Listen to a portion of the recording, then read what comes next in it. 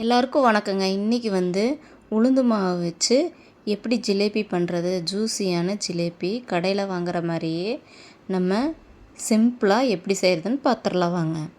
அதுக்கு 1 டம்ளர் உளுந்தை நான் ஊற வச்சுட்டேன். ஒரு 4 மணி நேரம் ஊற வச்சதுக்கப்புறமா இது மிக்சியில் போட்டு தண்ணியெல்லாம் நல்லா வடிச்சிட்டு அரைச்சி எடுத்துக்கோங்க. தேவைப்பட்டால் கொஞ்சமாக ஐஸ் வாட்டர் விட்டு லைட்டாக விட்டு அரைச்சி எடுத்துக்கலாம்.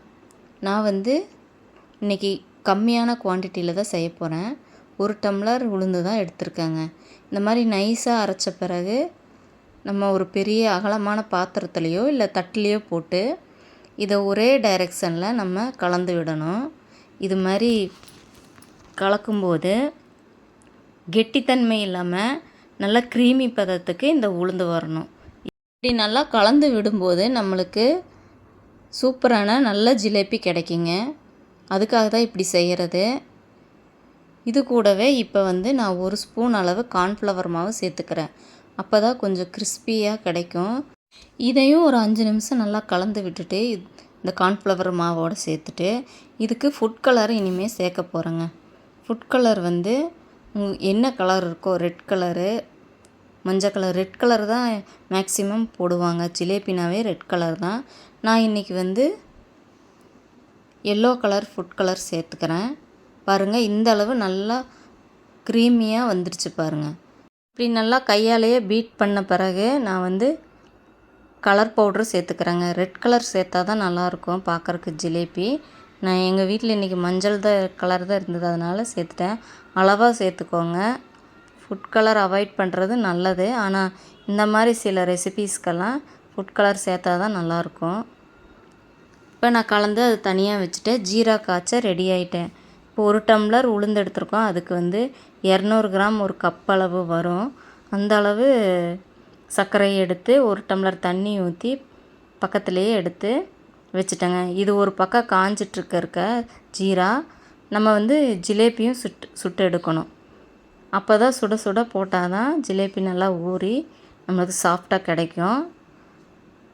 இல்லைன்னா நீங்கள் ஜீரா காய்ச்சின பிறகு லெமன் ஜூஸ் கொஞ்சம் புழிஞ்சு விட்டுக்கலாம். நான் அப்படி செய்யாமல் சிம்மில் வச்சுட்டேங்க.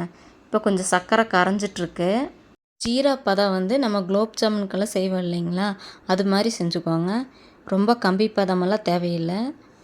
கொஞ்சம் ஸ்டிக்கியாக வந்ததும் இறக்கிடலாம், அவ்வளோதான். இப்போ இந்த மாதிரி ஒரு கோன் எடுத்துட்டேன். எண்ணெய் காஞ்சிட்ருக்கு.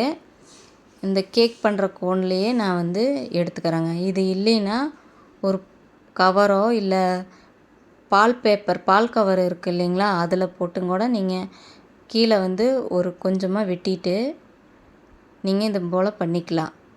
நான் இந்த கவரில் ஒரு 3/4 பாகம் போட்டுட்டேங்க. இப்போ ஒரு தட்டு எடுத்து சுற்றி பார்க்குறேங்க. இது மாதிரி சுற்றி பார்த்துக்கோங்க நீங்களும், நல்லா சுத்த வருதா அப்படின்னு.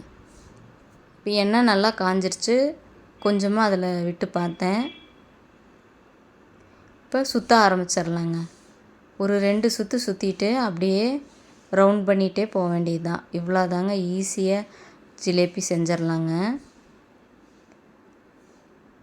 பாருங்கள், இந்த அளவுக்கு 2 சுற்று சுற்றிட்டு அது மேலேயே சுற்றிட்டு வர வேண்டியது தான்.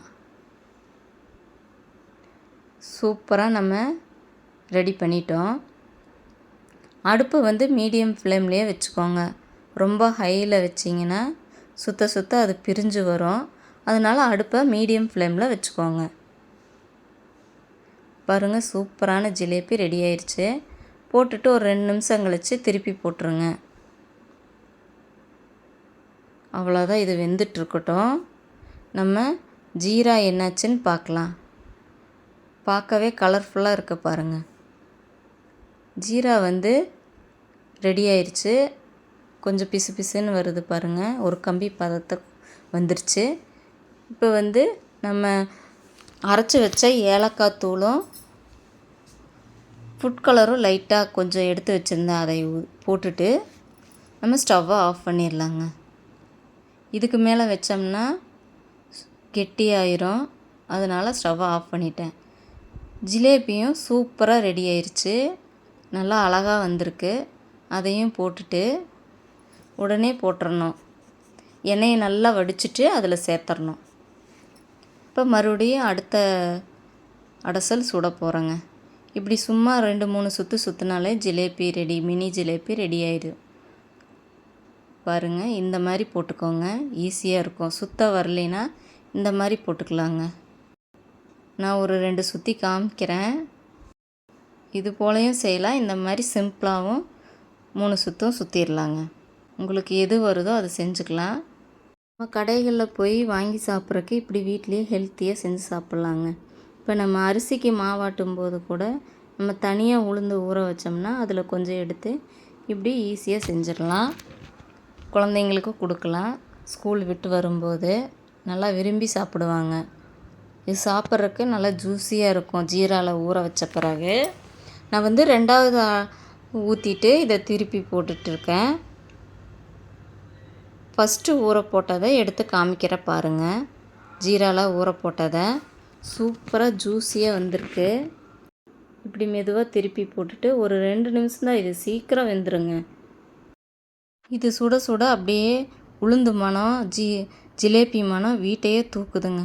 கொஞ்சமான குவான்டிட்டியில் செஞ்சாலும் மனசுக்கு நிறைவாக இருக்குது. ஏன்னா நம்மளே செய்கிற திருப்தி இருக்குது. தண்ணியில் போட்டுட்டு ஒரு 2 நிமிஷம் வச்சா போதுங்க, சீக்கிரமாக ஊறிடும். இது எடுத்து காமிக்கிற பாருங்கள். சூப்பரான ஜிலேபி ரெடி ஆயிடுச்சு. நீங்களும் இதே போல் ட்ரை பண்ணிவிட்டு கமெண்ட்டில் சொல்லுங்கள். இந்த வீடியோ பிடிச்சிருந்தா லைக் பண்ணி, ஷேர் பண்ணி, சப்ஸ்கிரைபும் பண்ணிக்கோங்க. தேங்க்ஸ் ஃபார் வாட்சிங்.